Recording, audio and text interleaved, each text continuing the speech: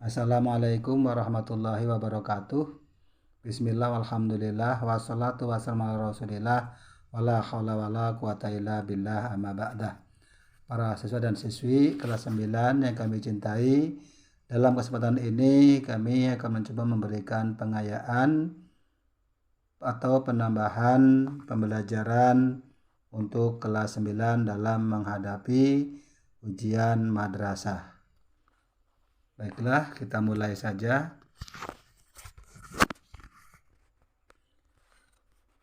Yaitu yang pertama kita akan membahas tentang masalah jumlah. Jumlah itu dalam bahasa Indonesia dinamakan dengan kalimat, yaitu suatu susunan yang terdiri dari beberapa kata. Nah, dalam bahasa Arab jumlah itu adalah susunan yang terdiri dari beberapa kalimat. Namanya jumlah. Nah, jumlah itu terdiri dari dua bagian.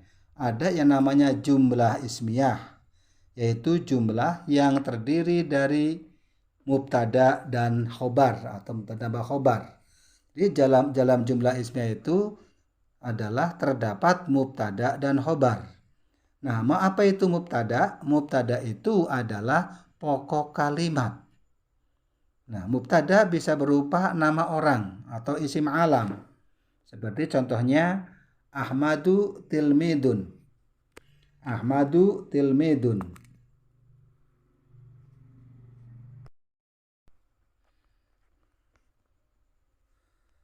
Atau Fatimatu tilmidatun. Nah, di sini kedudukan Fatimah dan Ahmad ini adalah merupakan mubtada atau sebagai pokok kalimat atau subjek. Kemudian mubtada juga bisa berupa isim domir, yaitu seperti hiya atau huwa. Contohnya seperti huwa tilmidun. Huwa tilmidun. Kemudian hiya tilmidatun. Hiya tilmidatun. Nah, kemudian mubtada juga bisa berupa isim isyarah, kata tunjuk. Seperti hada faslun, hadhihi madrasatun.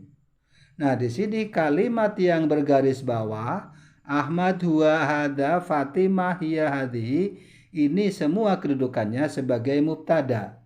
Nah, kemudian perlu diperhatikan bahwa antara mubtada dan khobar harus sesuai dalam hal mudzakkar dan muannasnya. Contoh di sini Ahmad mudzakkar, maka khobarnya adalah tilmidun. Kalimat yang menunjukkan mudzakkar. Tapi ketika kita lihat Fatimatun, tilmidatun, Fatimah mu'anas, maka khobarnya tilmidatun, kalimat yang menunjukkan mu'anas, yaitu dengan adanya ta marbutoh. Kemudian hadihi, hiya juga sama, hiya tilmidatun, huwa tilmidun. Hadihi madrasatun, hada faslun.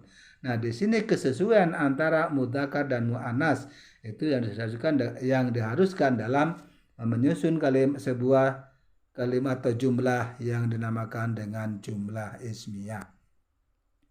Kemudian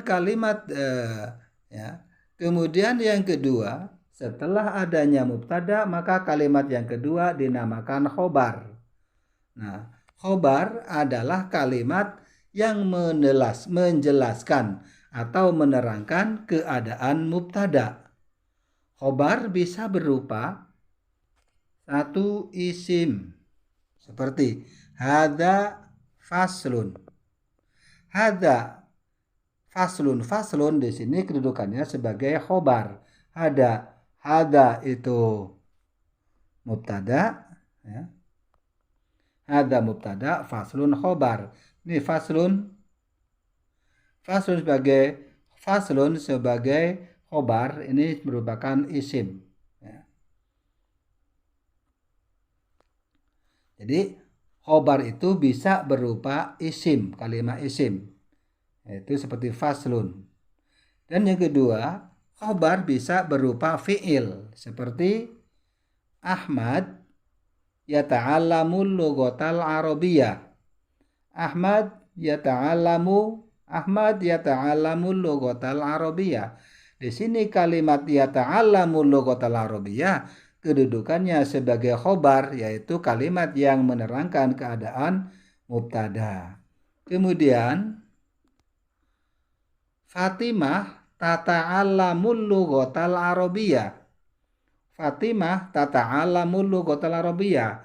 Tata'allamul lughatal arabiyyah ini kedudukannya sebagai khobar yang terdiri dari fi'il. Nah, seperti dikatakan tadi bahwa antara mubtada dan khobar itu harus sesuai dalam mudzakkar dan muannasnya. Karena itu di sini kalau mubtadanya Ahmad, maka di sini fiilnya fiil mudhari menggunakan huruf ya. Mudhari'ah ya. Tapi kalau Fatimah menggunakan ta di sini. Nah, khobar ada yang disebut dengan khobar mufrad.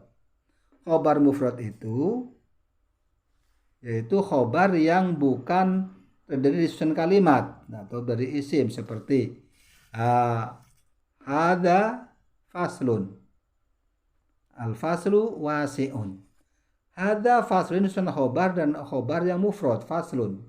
Artinya bukan terdiri dari fi'il. Kemudian al-faslu wasi'un.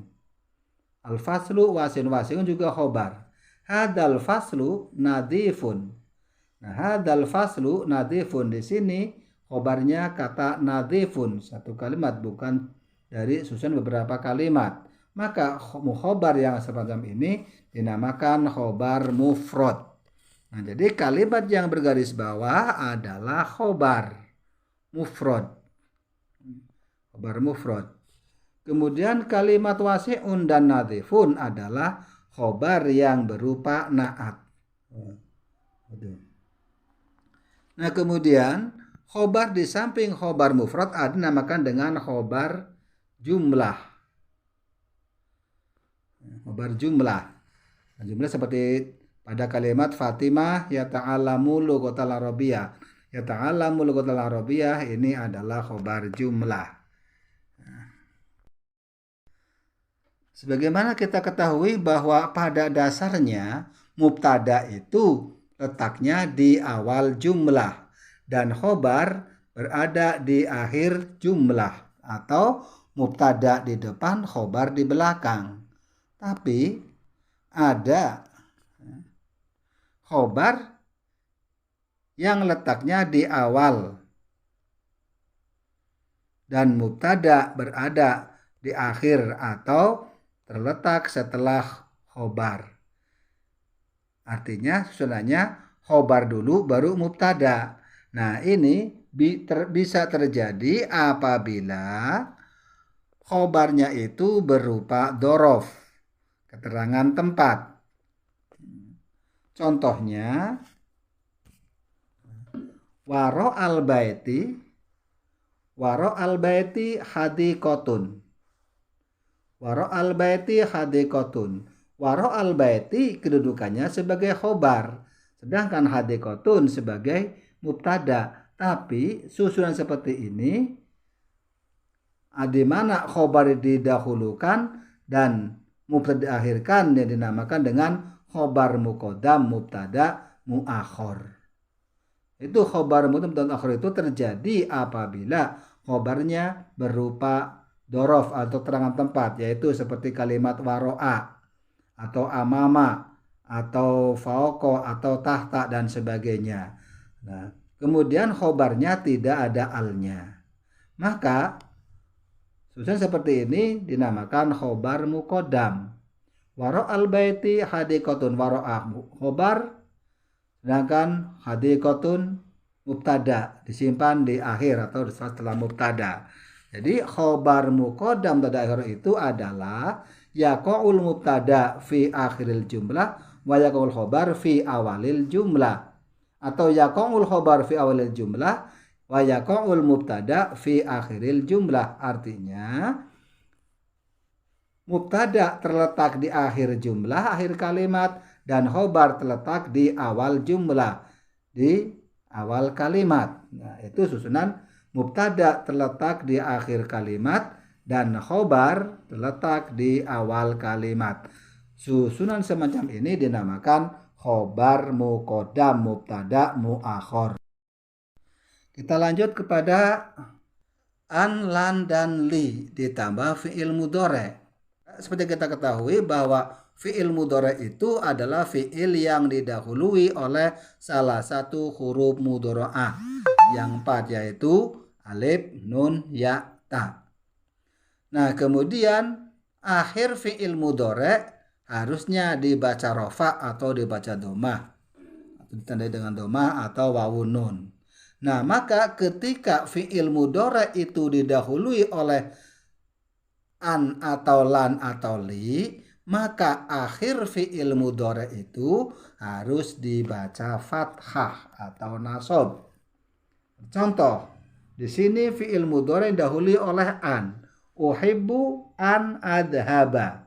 Nah, an adhaba ini maka ya, ini adhaba fi'il mudhari' yang didahului oleh an, maka akhir fi'il mudhari' ini harus dibaca fathah. Tidak boleh dibaca an adhabu atau an adhabi. Tidak boleh. Harus dibaca an adhaba ilal madrasah.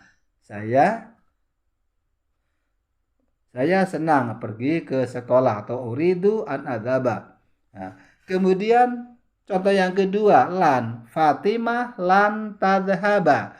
Nah, di sini fi'il mudhari' juga harus dibaca fathah karena didahului oleh lan. Tidak boleh dibaca lan tadhabu atau lan tadhabi ilal madrasah. Anta lan tadhaba. Anta lan tadhaba. Sini juga sama. Anti lan tadhabi. Nah, kalau anti lan tadhabi. Kenapa lan tadhabi? Tadhabi asalnya adalah tadhabina. Karena didahului oleh lan maka menjadi lan tadhabi. Ini dibuang nunnya dengan lan. Nah, jadi saya ulangi bahwa fi'il mudhari' yang didahului oleh salah satu dari lan atau an atau li, maka akhir fi'il mudhari' itu harus dibaca fathah. Tidak boleh dibaca domah atau dibaca kasroh. Harus fathah. Nah, yang berakhir dengan nun seperti kalimat antit tadhabina, maka dibuang nunnya. Lanjut kepada tentang masdar. Masdar adalah kata kerja yang dibendakan. Kalau memukul itu adalah kata kerja, tapi pukulan menjadi kata benda. Menolong kata kerja, tapi kalau pertolongan menjadi kata benda atau dibendakan. Nah, masdar itu terbagi menjadi dua bagian. Ada yang dinamakan masdar sharih, ada yang dinamakan dengan masdar muawwal. Masdar sharih ini adalah masdar yang terletak pada tasrif yang ketiga, tasrif istilahi. Seperti nasoro, yansuru, nasron. Nah, ini nasron. Nasron ini masdar sharih. Qoro'a, yakro'u, kiro'atan. Kiro'atan ini juga masdar sharih. Kemudian yang kedua masdar muawwal. Masdar muawwal itu adalah masdar yang terdiri dari an ditambah fi'il mudhari'. An ditambah fi'il mudhari'. Ini namanya masdarnya masdar muawwal. Contoh, wa yuridu ayyaqra'a al-Qur'an. Ayyaqra'a ini adalah susunan yang terdiri dari an ditambah fi'il mudhari'.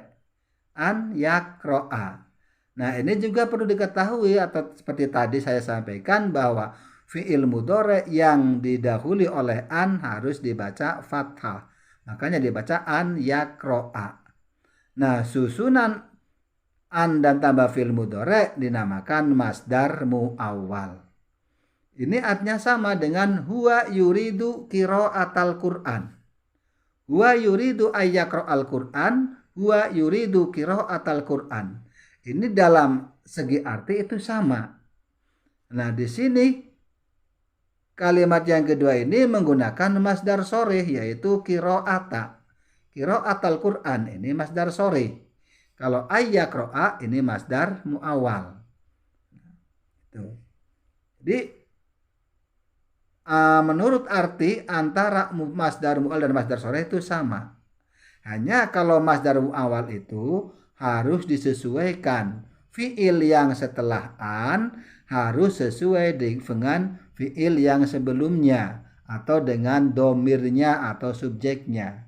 Kalau di sini ganti menjadi hiya, maka akan menjadi hiya turidu an taqra'al Qur'an.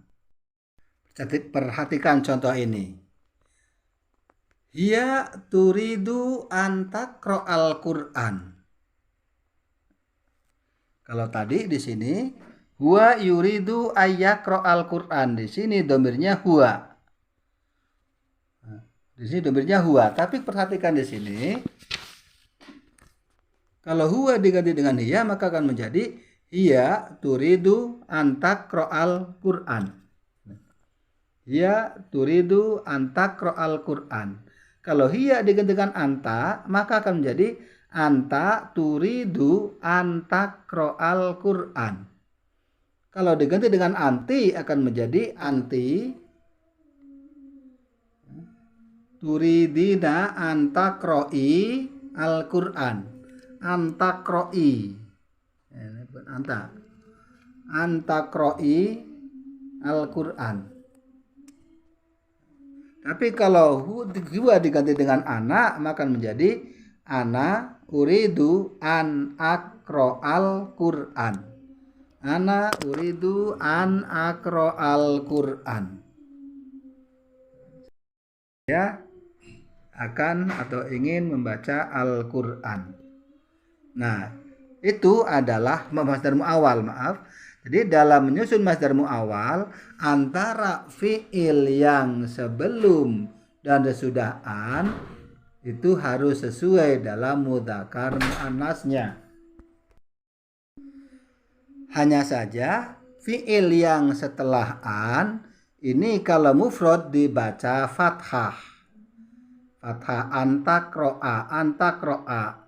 Nah, kalau di sini karena mufrad muannas itu adalah asalnya berakhir dengan nun, ya nun, maka setelah didahului oleh an harus dibuang nunnya menjadi taqra'i al-Qur'an.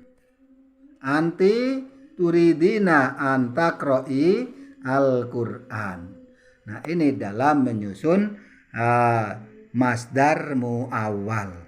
Kemudian yang ketiga adalah fi'il amar, yaitu kata kerja perintah atau kalimat yang digunakan untuk perintah melakukan suatu pekerjaan.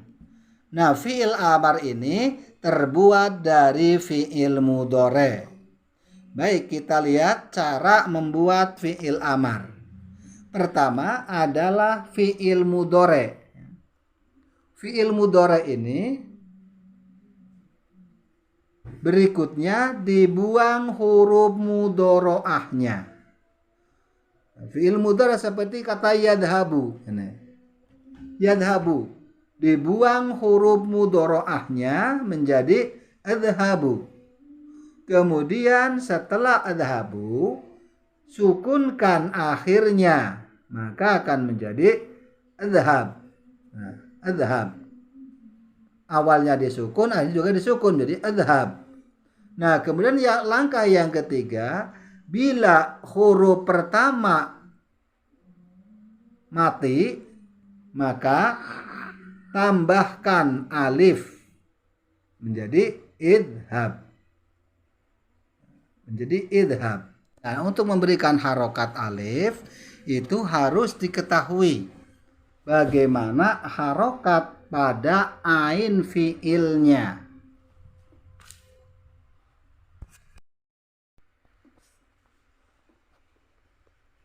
Karena ternyata dalam nyatanya itu dari fi'il amar yang berubah dari fi'il mudhari itu harokat alif bermacam-macam. Ada yang diberi harokat kasroh, ada yang diberi harokat dhamma. Yang kasroh seperti pada kalimat idhab. Kemudian yajlisu menjadi ijlis. Nah, ada yang diberi harokat dhamma seperti yadkhulu menjadi udkhul. Nah, udkhul.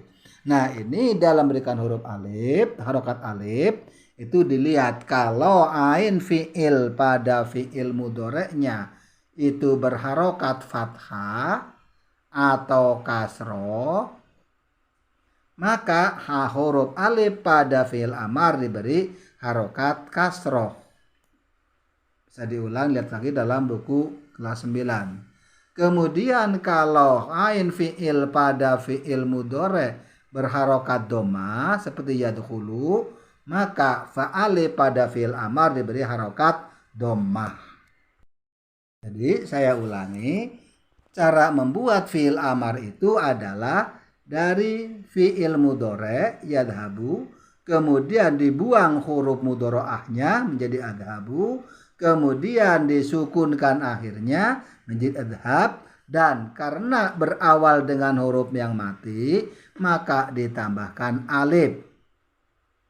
Yajlisu, jlisu, jlis, jadi ijlis. Yadkhulu, kemudian buang huruf mudhoro'ahnya menjadi adkhulu, disukun akhirnya menjadi adkhul, dan ditambah alif menjadi udkhul. Jadi alif ini dalam memberikan harokatnya dilihat dari ain fi'ilnya fi'il mudhore. Berikut contoh cara merubah fi'il amar dari fi'il mudhore atau fi'il mudhore dirubah menjadi fi'il amar. Contoh, anpa tajtahidu. Maka tajtahidu dirubah menjadi fi'il amar menjadi anta ijtahid. Ijtahid. Tajtahidu, kamu bersungguh-sungguh, kalau ijtahid, bersungguh-sungguhlah. Anti tajtahidina, fi'il mudhari untuk anti itu tajtahidina. Nah, kalimat tajtahidina ini kalau mau dibentuk fi'il amar, maka yang pertama buang huruf mudhoro'ahnya yaitu ta. Tajtahidina dibuang huruf mudhoro'ahnya menjadi ijtahidina. Yang kedua, di sini bukan disukun akhirnya tapi dibuang nunnya menjadi ijtahidi. Dari ijtahidina dibuang nun menjadi ijtahidi. Nah, kemudian tambah alif karena berawal dengan huruf yang disukun atau mati, maka menjadi ijtahidi. Kalau anta ijtahid, kalau anti ijtahidi. Jadi itu perubahan atau cara merubah dari fi'il mudhore menjadi fi'il amar. Selanjutnya yaitu tentang kana. Kana itu berfungsi atau bertugas dengan yaitu tarfa'ul isma wa tangsibul khobar. Kana itu berfungsi merafa'kan nasib isimnya dan menasubkan khobarnya. Contoh, kana Muhammadun yatiman mundu sigharihi. Nah, di sini kana ini fi'il nakis. Kemudian Muhammadun ini dinamakan dengan isim kana.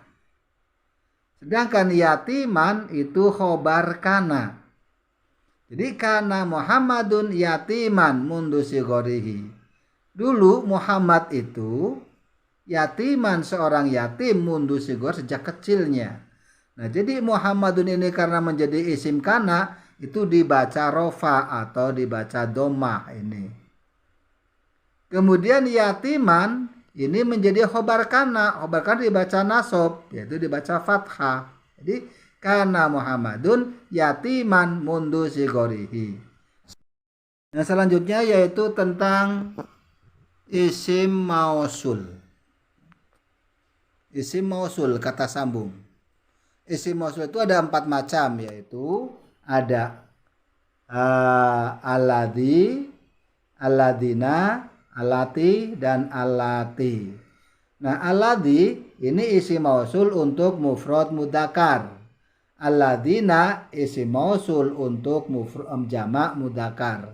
Allati isim mausul untuk mufrad muannas. Allati isim mausul untuk jamak muannas. Nah, cara menggunakan isim mausul, jadi kalimat setelah isim mausul itu harus sesuai dengan isim mausul, yaitu mudzakkar muannasnya atau jamak mufradnya. Contoh, atilmidatu atilmidu alladzi yajtahidu fi durusihi najihun. Atilmidatu itu mufrad mudzakkar. Karena itu isim mausulnya menggunakan alladzi. Nah, setelah alladzi ada fi'il. Fi'il ini juga menunjukkan fi'il untuk mufrad mudzakkar, yaitu yajtahidu. At-tilmidu alladzi yajtahidu fi durusihi najihun. Siswa yang bersungguh-sungguh dalam belajarnya najihun, dia akan sukses. Al-qamaru alladzi yadharu fil laili yunawwiru. Al-qamaru ini juga mufrad muannas. Alladzi ini si mausul kan al-qamaru mufrad mudzakkar. Al-qamaru ini mufrad mudzakkar. Karena di sini mufrad mudzakkar, maka isim mausul yang digunakan itu menggunakan alladzi. Kemudian fi'il setelah isim mausul juga fi'il yang menunjukkan mufrad mudzakkar, yaitu yadharu didahului dengan huruf ya. Yadharu fil laili yunawwiru. Al-qamaru alladzi yadharu fil laili yunawwiru. Bulan yang tampak di malam hari itu menerangi. Kemudian allati. Allati ini isim mausul untuk muannas mufrad. Isim mausul untuk muannas mufrad. Contoh, khalaqallahu syamsa allati tadharu fin nahar. Allah telah menjadikan matahari yang tampak di siang hari. Nah, asyamsa ini termasuk isim yang dianggap mu'annas. Walaupun tidak ada ta marbutohnya, tapi jumhur para nahwiyin itu menganggap bahwa asyamsu ini termasuk golongan mu'annas. Maka isim mausulnya menggunakan allati. Allati tadharu fin nahar. Kalau diganti menjadi contoh jelas ini, at-thalibatu allati tajtahidu fi durusiha najihatun. At-thalibatu di sini mufrad muannas. Allati tajtahidu, yang tajtahidu allati karena mufrad muannas, isim mausulnya digunakan allati. Tajtahidu fi durusiha, tajtahidu ini fi'ilnya juga fi'il muannas, itu dengan diawali dengan ta, tajtahidu fi durusiha najihatun. Kemudian yang ketiga yaitu alladzina. Alladzina itu adalah isim mausul untuk jamak mudzakkar. Contoh, at-talamidu, ini para siswa. At-talamidu alladzina yajtahiduna fi durusihim najihuna.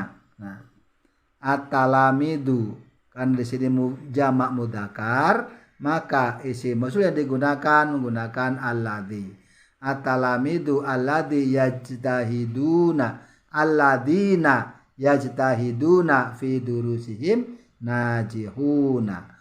Para siswa yang belajar, yang bersungguh-sungguh dalam belajarnya, najihuna, akan sukses. Itu tentang isim mausul. Yang ketiga, yang keempat yaitu allati. Allati itu adalah isim mausul untuk jamak muannas. At-tilmidatu allati yajtahidna fi durusihinna najihatu. 8, yang tertulis 8 seperti tentang as-sa'ah, itu cara menghitungnya menggunakan bilangan bertingkat.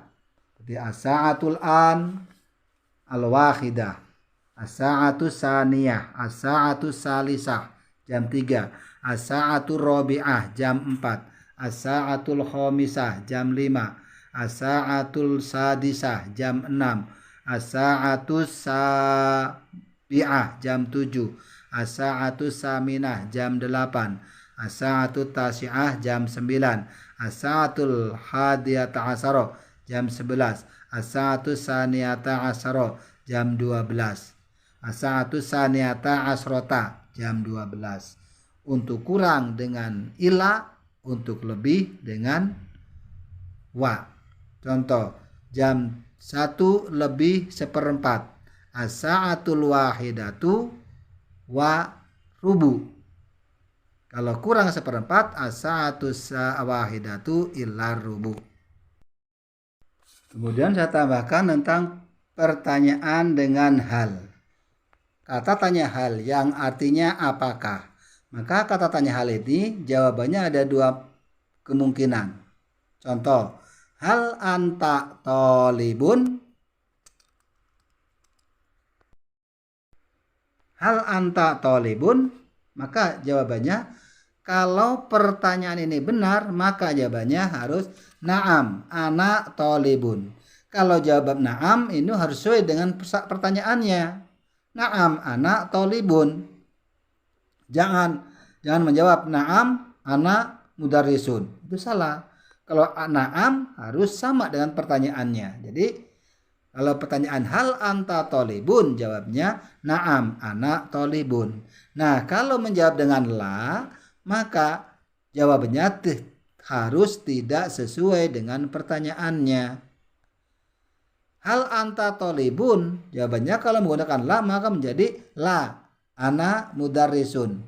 La, ana falahun. La, ana muadzafun. Itu kalau dengan la. Artinya ketika menjawab pertanyaan dengan hal dengan la, maka jawabannya tidak sesuai dengan pertanyaannya. Lalu untuk membedakan antara nomor telepon dan nomor HP. Nomor HP itu nomor mahmul, rokmul mahmul, nomor HP. Itu seperti ini, 081234757. Nah, kalau nomor telepon itu atau nomor HP hatif, nomor hatif itu ada nomor kode, yaitu yang diberi kurung, ada ini contohnya. Ini nomor kode wilayah 0341 896 745. Ya, barangkali itu sedikit untuk pengayaan. Mudah-mudahan bisa membantu dan bermanfaat bagi kita semua. Assalamualaikum warahmatullahi wabarakatuh.